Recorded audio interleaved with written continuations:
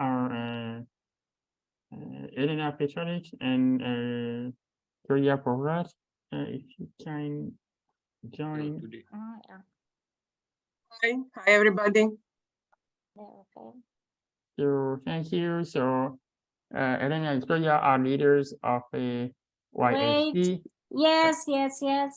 I Yes, can't open the video. Wait. Yeah, you can. I was going to introduce you, but you can Please. introduce yourself. Okay. Quickly. Etienne, can you open my video, please? Because I can't. Yeah, let I me can't. try. Wait, I will try again. How's that? My video. Okay, here I am. Hello to Hi, everybody. everybody. Bonjour. And thank you to Vladan to introduce with this difference with which we have the same problems. In our country, Slovenia, we have a 4 year of experience of the Personal Assistance Act, and now we can say what is going wrong or not that we want to be. And can you, Etienne, can you show our I can. slides? Hello, I'm Klaudija, also coming from YHD Slovenia. We are colleagues, I yeah? can share screen with our slides. Yes, please do. And also, I would like to say that Theodore make in theory what we are experienced in practice, because like Elena said, in 4 year period of practicing PA Act, which we fight for more than 20 years, now it looks like that our Personal Assistance Act and independent living ideas have been hijacked by care paradigm in Slovenia. Right, Elena? Yeah, we are colleagues, so we are very, how to say, compatible in our thinking. So can we see our slides? Can you see the slides?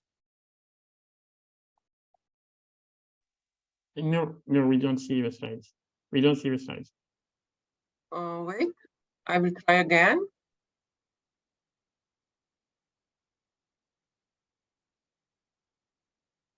Now, can you see it? Yes. Okay.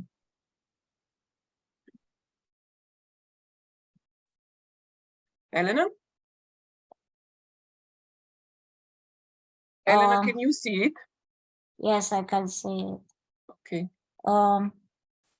Personal assistance is primarily a service for equalizing the opportunities that we heard before. Also, the individual becomes a full-fledged, independent and active members of society.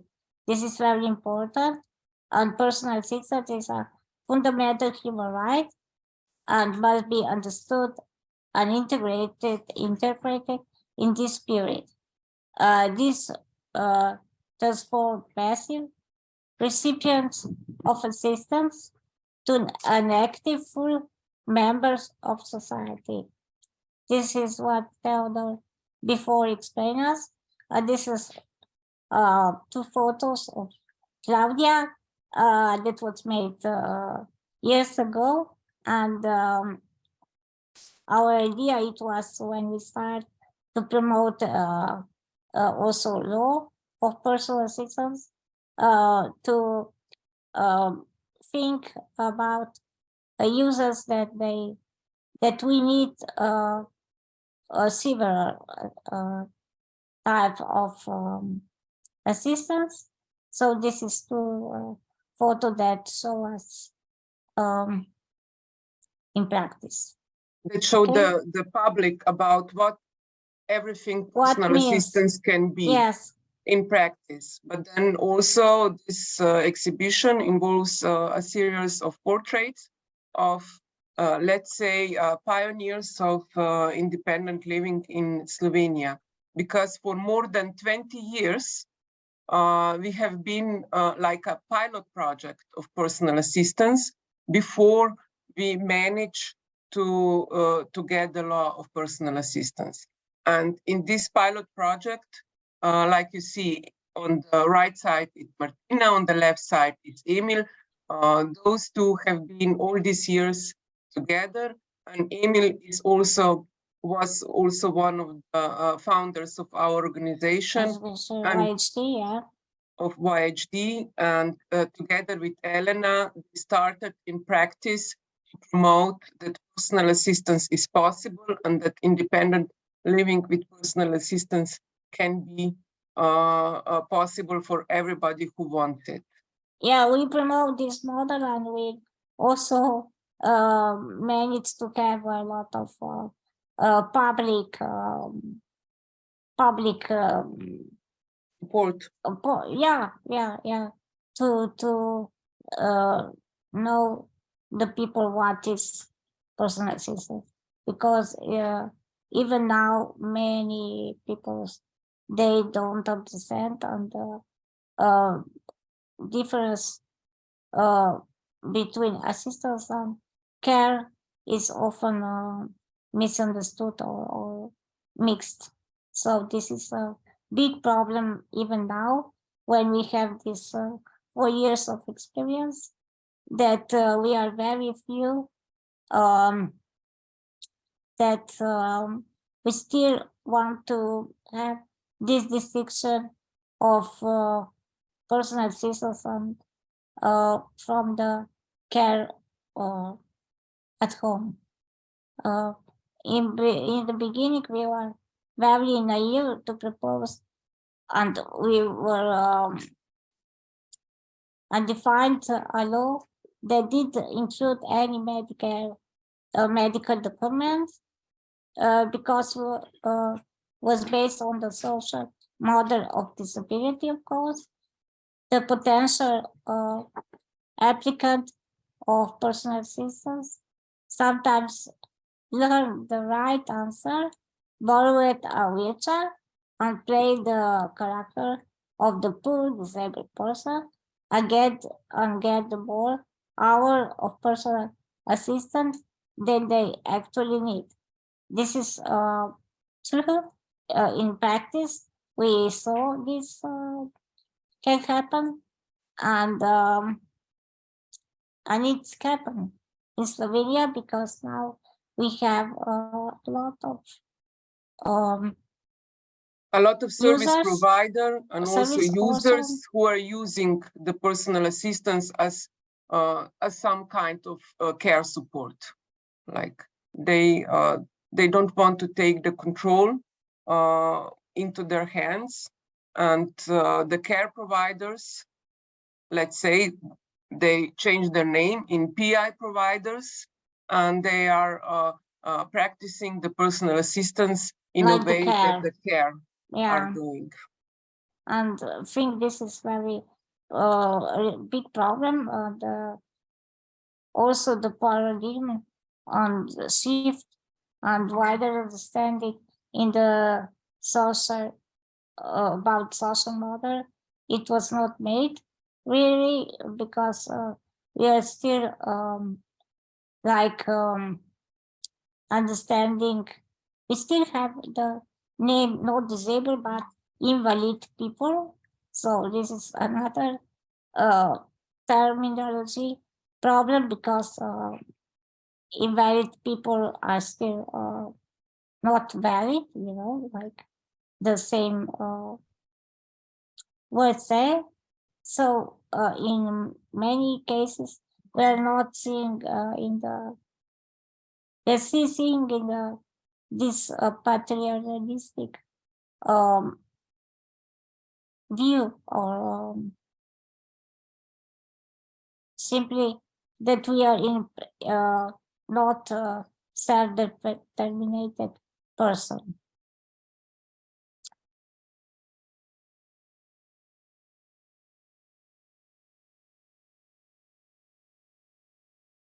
Since if we continue, we can also say that the main reason why this has happened is because there were no complementary services at this scale available when the Personal Assistant Act come into practice. That means that because there were no other services, everything shifted to personal assistance, but in a way that care is done. If somebody needs, that means that they say, oh, my child, they use the term child, even if it goes for grown up, adult, disabled adult persons. yeah. They use the term child. My child needs physiotherapy. My child needs to go out. My child needs that. But nobody actually puts the users into the center of the personal assistance as it should be.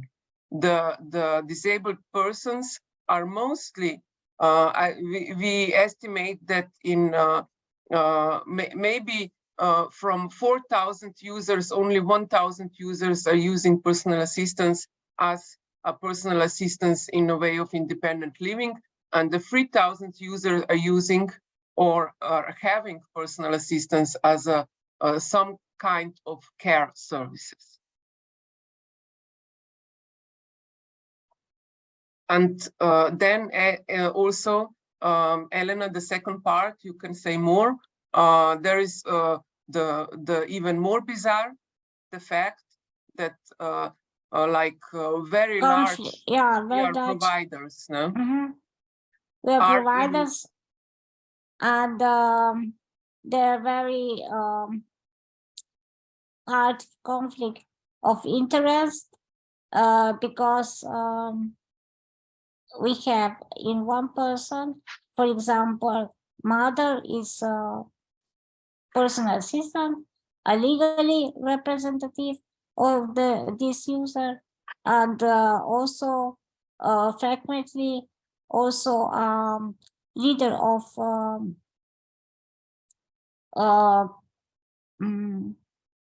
service providers. Yeah, providers, because we have now more than 100 service provider for the Slovenia. This very, very, very much. So we are a small country, but it was made a few years ago because no legally or no restriction or professionality was required, so everyone can become a provider, and now we have a mess of that. So our government decided to change some part of the law. We are also active in this changing. We don't know now how it will be, but of course we are fighting to become according to independent living models. Also the number of family members. If I may, 5 minutes before we start questions. Okay, Claudia, can you help me, because you speak quickly. I speak a little faster. So yeah. If I consume one big mistake of the PI, why it went in a wrong way, was because there was a lack of other services. And the second one was the family members. The family members were not excluded as a PI as a personal assistance in the law, and because before the law we did not see such a big numbers of family members being personal assistants. But when the law was adopted and when it was, when the money come in, of course, you must now know that now personal assistance is founded by National budget, yeah. national budget. That means that it's covered fully by this budget. And when this happened, the family members saw the opportunities, and the disabled people did not have Of enough course. power, Mm. let's say, to fight this this way. And half of the employed family personal assistants are now family members. Which Now we see a the problem. change in law is occurring, and they are restricting the numbers of personal assistance by the user who can be family members. That means that now the person cannot have 4 family members if it has 24 hours Continue. personal assistance. Now they can have maximum 2, but we think that because the family members are also understanding personal assistance as a care element for their children, they maybe should not be included in the law, because they took over completely the PA of a user and transform it in a care for their disabled adult child. A lot of questions had been open, and I know we don't have much time, but also this PowerPoint can be shared by the organizer of the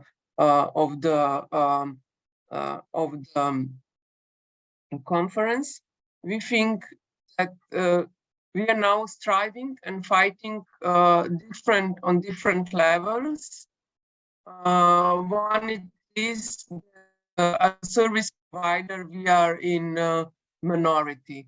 There are only few organizations, let's say, for service provider organization like ours that are defending the personal assistance in accordance of independent living. Then on the second part, we have the government who wants to make like work qualifications and service descriptions, and having personal assistance in a way that care is carried Done. out. Yeah. This is the second one. And then on the third part, we have a large number also of disabled persons who actually does not want to take their own lives in their own hands, because they are in a way not empowered enough and very comfortable in this role of receiving everything what they need, but not taking responsibility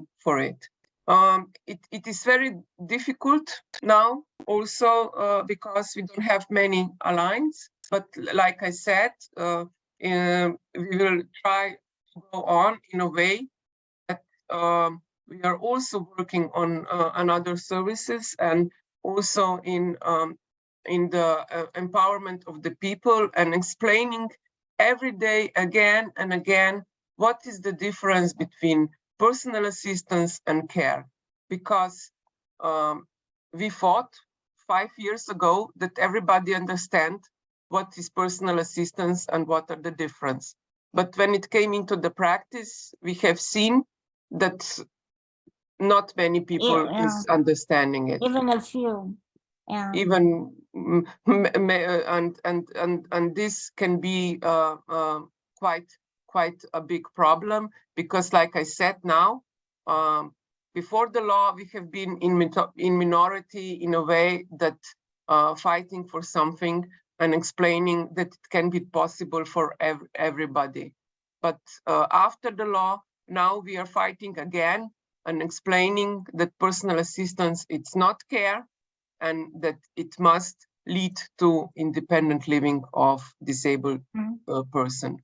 And just for Thank you. Yeah. If- No, if- okay, just a few words for the end,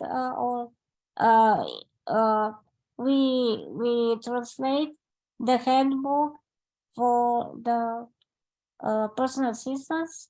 So if you can share, because it's free, our translation, and everybody from our countries can translate it or can use it or read it in to empower Yes, absolutely. other We people. Okay. absolutely we share your content. I mean, the conference is recorded and your presentation will be shared. And thank you have- again to inviting us for the Yeah, it was conference. an And honor. if you have any questions, don't hesitate to ask us Yeah. also by email. Thank you. We actually Goodbye. have two questions for you. So the first question is, I'm going to read it. Thank you very much. That was very clear and interesting. At your level, you relate very well a commercial niche of personal assistance provider with a family stranglehold that we see very well in France at the level of associations that have become managers of institutions. How do you think you can ensure that the disabled person is at the center of decision making? Can you repeat? I did not understand the Just question. a question, yeah. Yeah, how do you think we can ensure that the disabled person is making the decisions when they are the commercial personal assistance providers and families who create institutions themselves? That means, Elena, jaz odgovorim. Yeah. I think the only way to prevent the situation like it is in a one way, always it's peer support, and always saying that the PA users must be in control, but that in control, it means they must also took the responsibilities also for maybe some wrong decisions. Mistakes, yeah. And mistakes. They must manage their own assistance. And even if it is more comfortable to leave it to another person to do it by themselves, this is always leading into a care.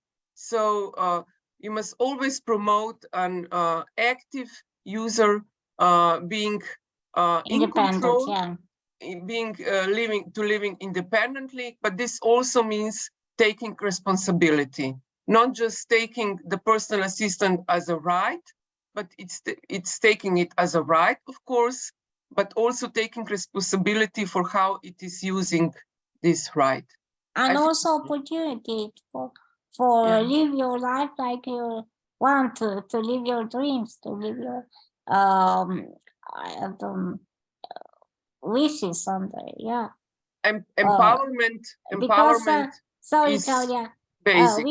Me and Claudia, we were 12 years in the institution, so we have also this very hard experience, and maybe for this reason we are more sensitive when it speaks about independent life and decision making. So yeah, and you have to fight like in everything what is important in your life. So yeah. There is another question which is related, is that do you think that disabled people need to be given training? Do you think that disabled people need to be given training, particularly by their peers, to explain to them their own possibilities for autonomy, and in training in personal management too? Yeah, maybe some training. Yes. Yeah, we have, or in our organization we have a heart also training, and not so also training also example to share experience, to see maybe how this can be managed, how this can be solved because in everyday life problems happens, and also sometimes with the personal assistant, it's not always how to say there came some problems to be solved, and you have to be managed how to solve it. Yeah.